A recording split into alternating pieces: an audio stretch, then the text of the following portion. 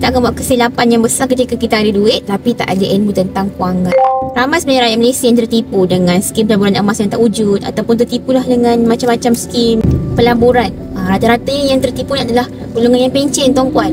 Golongan yang pencen ni maksudnya mereka ada duit yang banyak, tapi sayangnya tak ada ilmu kewangan. Walaupun mereka bekerja dalam bidang profesional, tapi mereka mahir dalam bidang mereka. Mentor saya kata apa?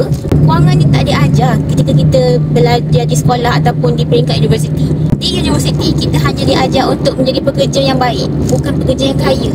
Jadi tak hairanlah kenapa golongan profesional sekalipun, sebab rata-rata yang ialah ada simpanan duit yang banyak, bukan setakat puluhan ribu tapi ratusan ribu, malahan jutaan ringgit, tertipu dengan skim-skim pelaburan yang tak wujud. Sebab apa? Sebab tak ada ilmu tentang kewangan. Pesan mentor saya, tempat yang paling selamat untuk kita letakkan duit selepas bersara, dapat sejumlah duit yang besar, sekiranya tak ada ilmu tentang kewangan, tempat yang paling selamat ialah tabung haji ataupun ASB.